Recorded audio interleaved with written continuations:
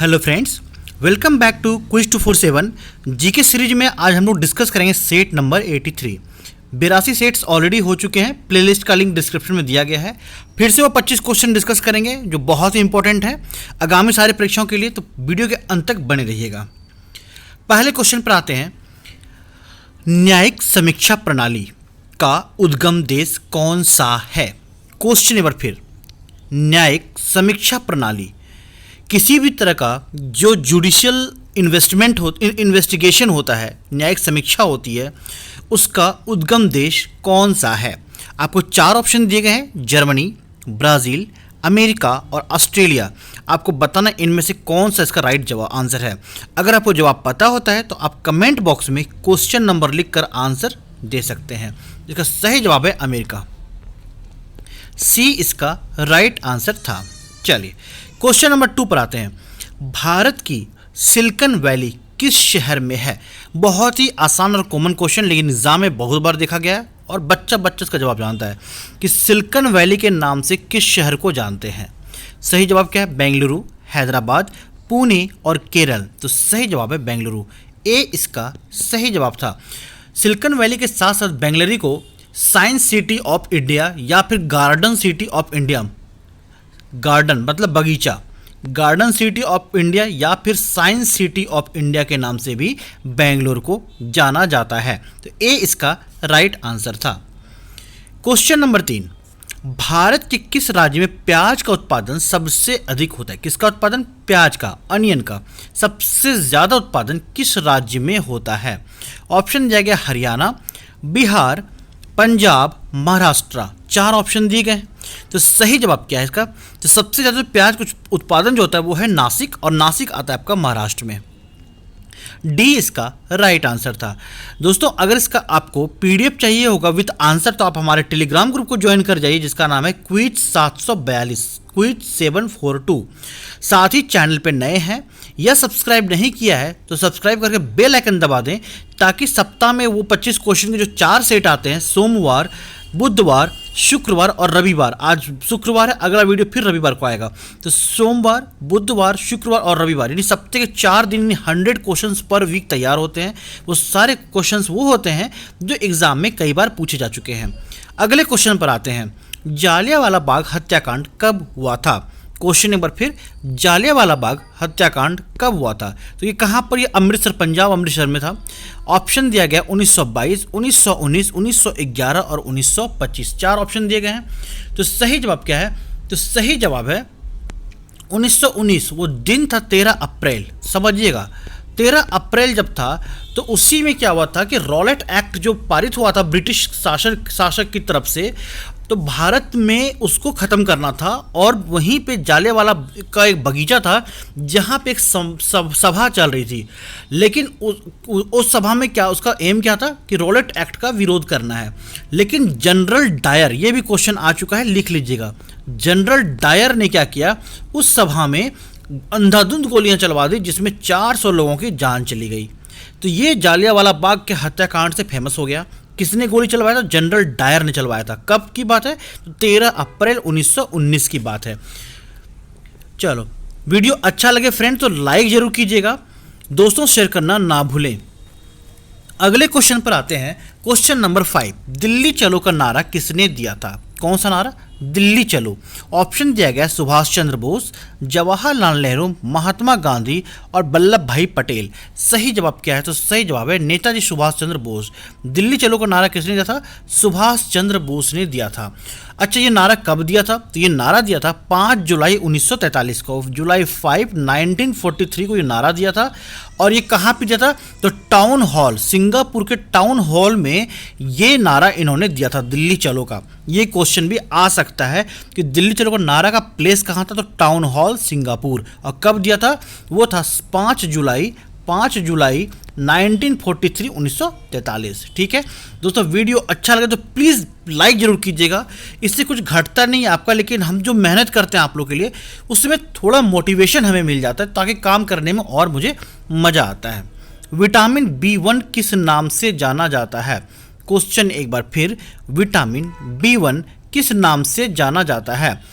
Option दिया गया है कोबालामिन, नियासिन, थायमीन और बायोटीन। 4 ऑप्शन दिए गए हैं, आपको बताना है विटामिन किसका B1 किस नाम से जाना जाता है। तो सही जवाब है थायमीन। थायमीन जो है विटामिन B1 का केमिकल नाम है। क्वेश्चन नंबर 7 पर आते हैं। आयरन को जस्तेदार बनाने के लिए, सुनिएगा फिर से, आयरन को जस्तेदार बनाने के लिए किसका प्रयोग किया जाता है। बहुत अच्छा क्वेश्चन है कि आयरन को जस्तेदार बनाने के लिए इनमें से किसका प्रयोग किया जाता है। जिंक का, टीन का, शीशे का और पारा का। तो सही जवाब क्या है फ्रेंड? तो सही जवाब है इसका जिंक। ए इसका राइट आंसर था। जिंक का प्रयोग करके आयरन को जस्तादार बनाया जाता है। भारत की किस नदी को राष्ट्रीय नदी घोषित किया गया, यानी नेशनल रिवर ऑफ इंडिया। बहुत कॉमन क्वेश्चन है कि राष्ट्रीय नदी, भारत का राष्ट्रीय नदी कौन सा है? ब्रह्मपुत्र, यमुना, गंगा और कृष्णा। तो सही जवाब क्या है? तो सही जवाब है गंगा। ये भारत की सबसे लंबी नदी में से भी एक है, जिसकी लंबाई कितनी है? 2510 किलोमीटर है। अच्छा, गंगा के बारे में एक चीज़ और जानते हैं, इसको बांग्लादेश में पद्मा के नाम से बोला जाता है। ठीक है, चले। दास कैपिटल के लेखक कौन थे? क्वेश्चन क्या है? दास कैपिटल पुस्तक के लेखक कौन थे? Adam Smith, Karl Marx, Max Weber और चार्ल्स डार्विन। 4 ऑप्शन दिए गए। तो दास कैपिटल पुस्तक के लेखक ये थे कार्ल मार्क्स। बी इसका राइट आंसर था। क्वेश्चन नंबर 10 पर आते हैं। फलों में मीठा स्वाद, फिर से समझिएगा, जो भी फ्रूट्स होते हैं, फल होते हैं, उसमें मीठा स्वाद किसका कारण है? ऑप्शन दिया गया है गैलेक्टोज, माल्टोज, स्टेविया और फ्रक्टोज। 4 ऑप्शन दिए गए, आपको बताना है फल में मीठा स्वाद क्यों आता है। तो आता है फ्रक्टोज की वजह से, डी की वजह से आता है। फ्रक्टोज की वजह से फल में मीठा स्वाद आता है। दोस्तों, टेलीग्राम ग्रुप को ज्वाइन जरूर कीजिए, जहां आप हमसे डायरेक्टली डिस्कस कर सकते हैं। को इसका PDF विद आंसर भी आपको वहाँ मिल जाएगा। साथ ही वहाँ भी क्विजेस आते रहते हैं जिसका आप जवाब दे सकते हैं। तो टेलीग्राम ग्रुप ज्वाइन करने का सिर्फ फ़ायदा ही फ़ायदा है। चैनल पर नए हैं तो सब्सक्राइब करना ना भूलें, बेल आइकन को दबा दें ताकि सप्ताह में आने वाले 4 वीडियो के नोटिफिकेशन आपको मिलते रहे। वीडियो टाइम रात के 9-9:30 बजे देते हैं, 9:30 टाइम है। ठीक है, सोमवार, बुधवार, शुक्रवार और रविवार, ये 4 दिन वीडियोज़ आते हैं। अजंता की गुफाएं किस राज्य में है? क्वेश्चन बहुत बढ़िया है, आसान क्वेश्चन है, रेलवे क्वेश्चन है कि अजंता की गुफाएं किस राज्य में है? महाराष्ट्र, गुजरात, केरल और राजस्थान। तो सही जवाब क्या है? महाराष्ट्र में है। ए इसका सही जवाब है, अजंता और एलोरा की गुफाएं। भारत छोड़ो आंदोलन कब हुआ था? बहुत बढ़िया क्वेश्चन कि भारत छोड़ो आंदोलन कब हुआ था। देखो, इस आंदोलन का लक्ष्य क्या था? भारत छोड़ो आंदोलन ब्रिटिश साम्राज्य के अगेंस्ट, ब्रिटिश साम्राज्य के विरोध में एक आंदोलन था और इसका लक्ष्य था कि भारत में ब्रिटिश साम्राज्य का अंत करना। फिर समझिएगा, भारत में ब्रिटिश साम्राज्य का अंत करना इसका लक्ष्य था। और ये महात्मा गांधी के द्वारा मुंबई अधिवेशन में स्टार्ट किया गया था। किनके द्वारा? महात्मा गांधी के द्वारा। महात्मा गांधी के द्वारा, यानी गांधी जी के द्वारा मुंबई अधिवेशन में शुरू किया गया था। और वो दिन था, तारीख था, वो था 8 अगस्त 1942, 8 अगस्त 1942। तो बी इसका राइट आंसर हो गया।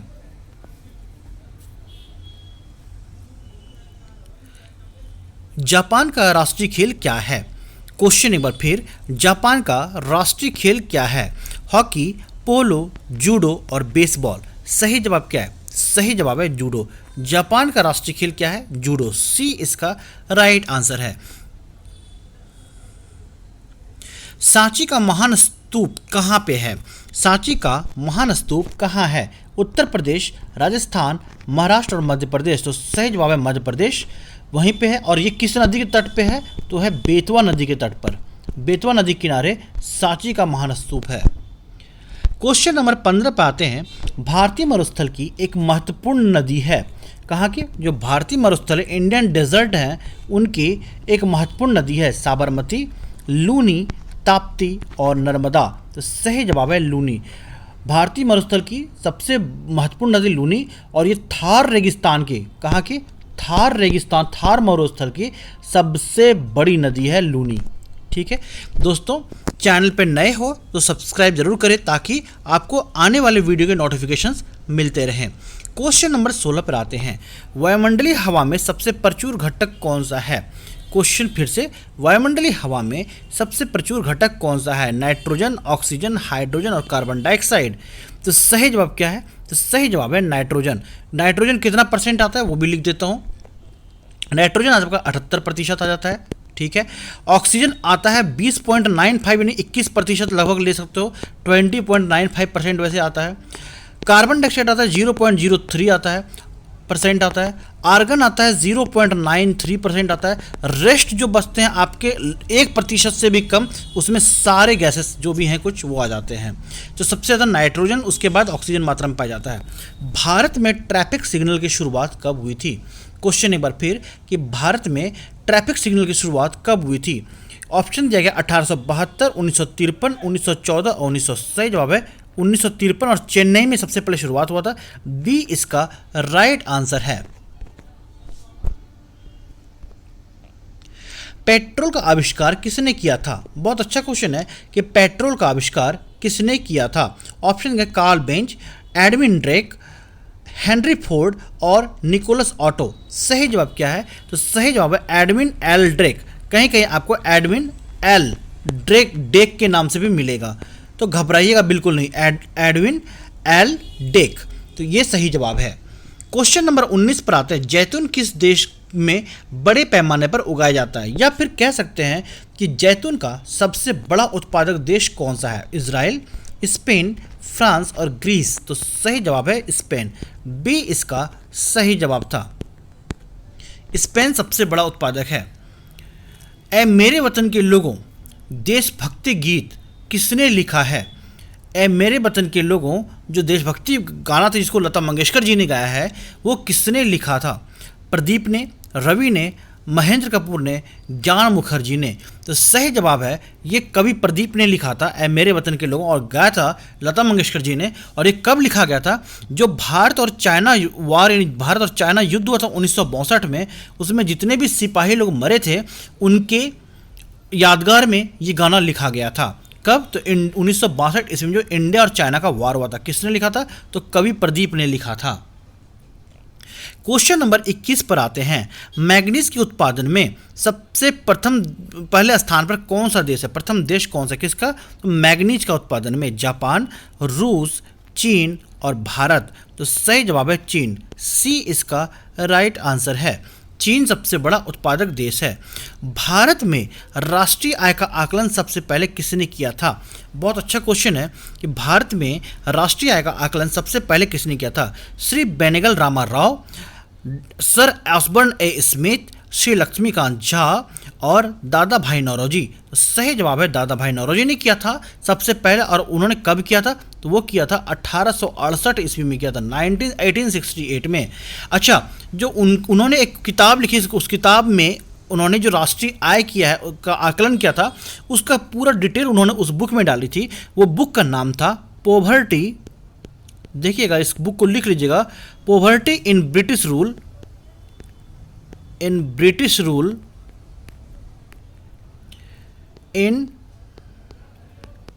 India. Poverty in British rule in India ये किताब थी। उसी में उन्होंने ये आकलन, जो पहले बार आकलन किया गया था राष्ट्रीय आय का, उसमें दादा भाई नौरोजी ने इसके बारे में लिखा था। अच्छा, उस टाइम जो उन्होंने प्रति व्यक्ति आय बताई थी वो कितने रुपए बताया था? 20 रुपये प्रति व्यक्ति आय उन्होंने बताया था। ठीक है। अच्छा, अब आते हैं कि अभी जो राष्ट्रीय आय का आकलन होता है वो कौन करता है। ये क्वेश्चन भी आ चुका है, एमटीएस में भी ये क्वेश्चन आ चुका है कि राष्ट्रीय आय का आकलन कौन करता है? तो वो करता है सीएसओ। सीएसओ मतलब सेंट्रल स्टैटिस्टिकल ऑफिस, केंद्रीय सांख्यिकी कार्यालय। केंद्रीय सांख्यिकी कार्यालय सीएसओ, सेंट्रल स्टैटिस्टिकल ऑफिस, यहीं पे अब राष्ट्रीय आय का आकलन होता है। और सीएसओ की स्थापना कब हुई थी? तो वो 2 मई 1951 को हुआ था। कब? 2 मई, 2 मई 1951 ईस्वी को सीएसओ, सेंट्रल स्टैटिस्टिकल ऑफिस, केंद्रीय सांख्यिकी कार्यालय का स्थापना हुआ था, जिसका हेडक्वार्टर न्यू दिल्ली में है।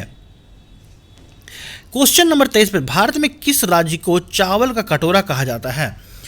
चावल का कटोरा कर्नाटक, बिहार, उत्तर प्रदेश और आंध्र प्रदेश। तो सही जवाब है आंध्र प्रदेश, डी।